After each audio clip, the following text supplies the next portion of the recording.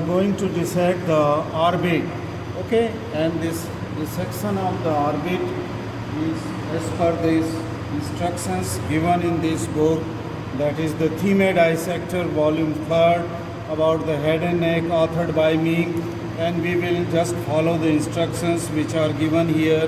That means we will start dissecting the orbit from the top, okay, that means from the upper surface. I am going to break this orbital roof, okay, which is the floor of the anterocranial fossa, by the hammers, and will remove this roof here of the orbit with the small pieces, okay, and then we will dissect it from, and then we will combine this dissection with that of the front dissection for lacrimal gland and for the inferior oblique muscle.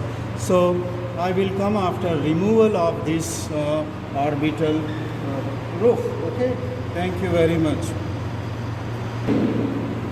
Yes, dear student, you see here that I have removed the orbital roof from here just by breaking it with the hammer and then taking out the pieces in piecemeal from that of the roof of the bony. And you can see here that this is the periosteum, or the periorbital fascia is here, and which is seen, okay. Then you can see here these structures which are seen, they are the ethmoidal air sinuses overlapping onto the orbit. See how extensive are these ethmoidal air sinus, the cavities of the ethmoidal air sinuses are there. I will just remove these ethmoidal air sinuses which are overlapping in this orbital area, because the roof of the ethmoidal air sinus was also broken.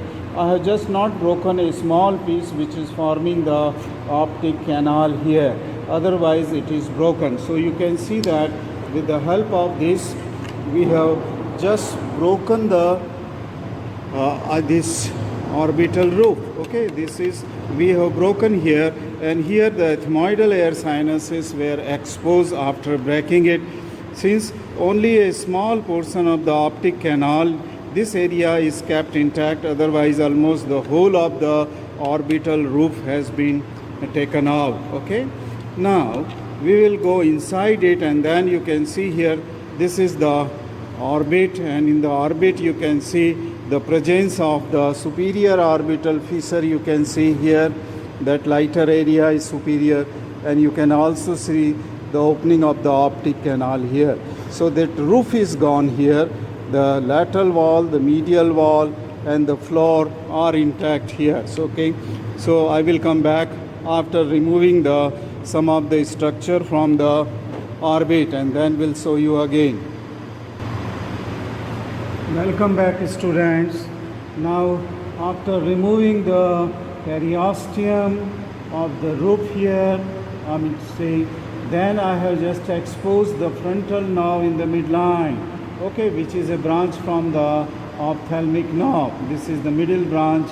Nasociliary will be on medial side, and lacrimal we will find on the lateral side.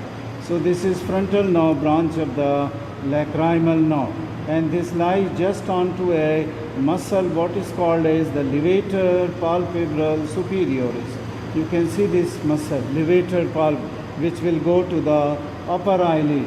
If we trace it on medial side, I got the upper border of the superior oblique muscle. I hope you can see in my forceps going, and here it will go to the trochlea, where it will wind round and come back onto the superior.